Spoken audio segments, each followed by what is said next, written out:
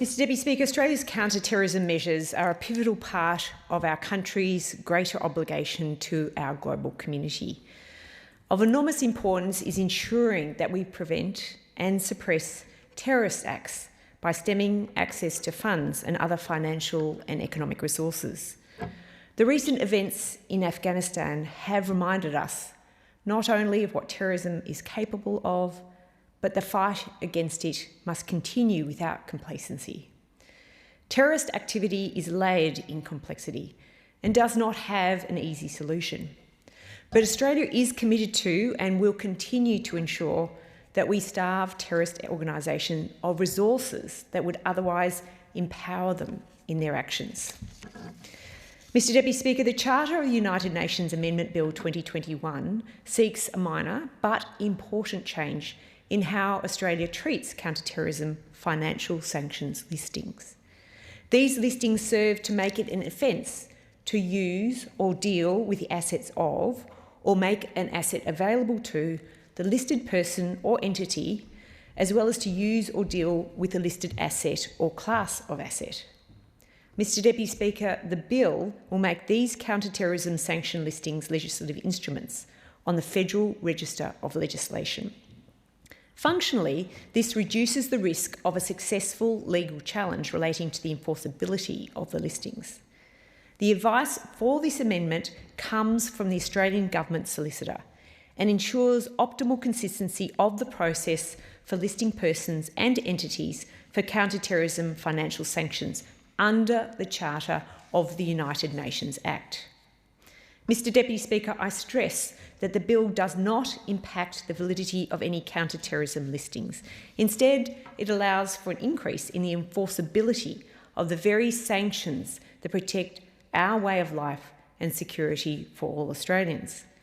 With all current counter-terrorism listings registered on the Federal Register of Legislation in late May of this year, this legislative change is important and necessary.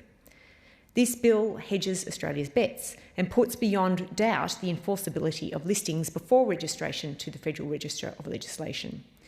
In the event that any of these listings were found to have legislative characteristics, this bill will stand to protect listings in the period prior to their registration. Mr Deputy Speaker, core to the Australian way of life is a feeling of safety, a knowledge that while terrorism exists in this world, the government is informed and committed to shutting down domestic threats. Crucial to this is our international commitment to the Charter of the United Nations, whereby Australia, alongside the other allied nations, come together in a powerful force against terrorist activity.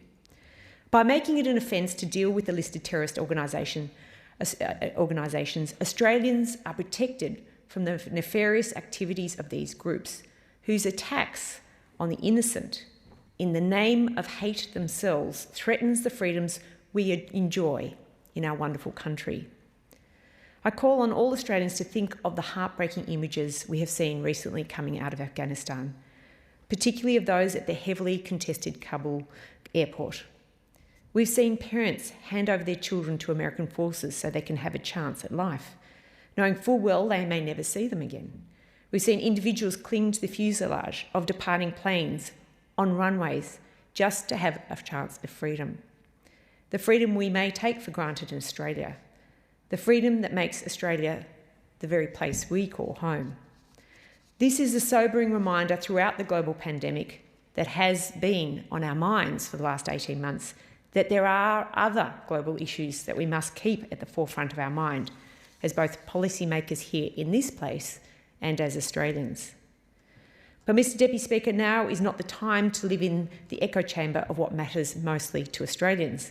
The events in Afghanistan remind us our global commitment and helps us understand the privileges we enjoy here at home. Our international brothers and sisters around the world look to our liberal democracy.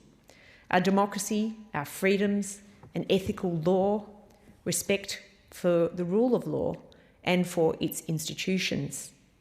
These are the things that make us Australia, and these are the things that we must protect. The least we can do as a nation in the fight against terrorist activity is to limit funding to terrorist groups. As part of the cornerstone of our counter-terrorism policy, This bill strengthens the ability for Australia to enforce these rules and keeps dangerous assets out of the hands of people who would commit terrible and inhumane acts, threatening not only our people and our homeland, but the globe's humanity.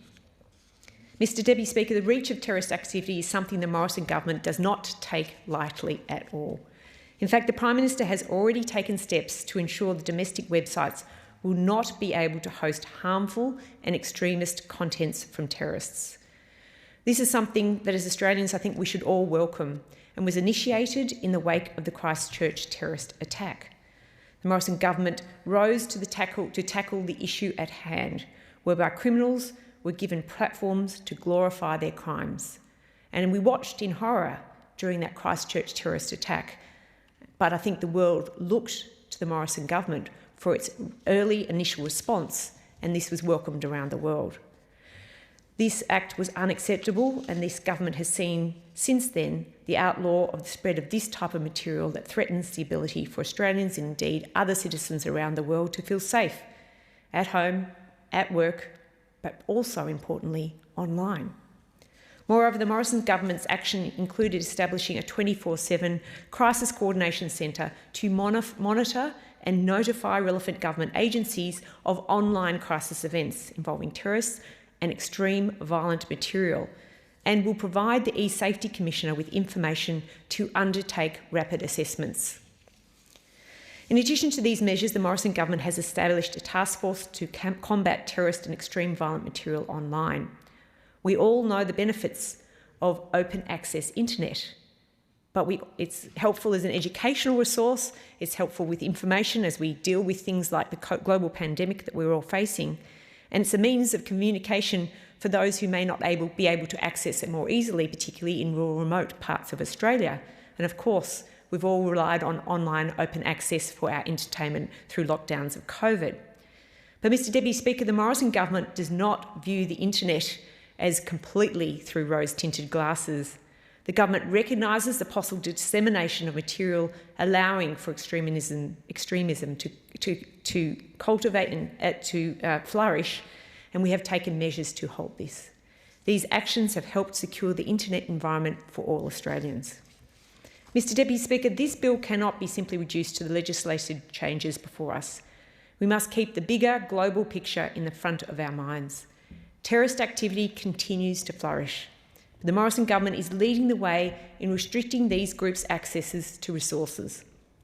This bill tabled marks a crucial step forward for Australian counter-terrorism as part of our global obligations. Ensuring optimal consistency by registering all listings with the Federal Register of Legislation and subsequently enforcement of a relevant policy is made rock solid, removing any doubt that could have led to legal challenges. We will not relax on the important issue of our national security, especially in the case of global terrorist threat. As the House moves forward, we must be constantly reminded of why this legislation exists. We cannot forget the terrorism that exists in this world, for the good that we do in this place needs to thwart the efforts of those who seek to subvert human rights. We owe it to ourselves, our children, our nation and the world. Thank you, Mr Deputy Speaker. Order. The question is that this bill be now read a second time, and I call the honourable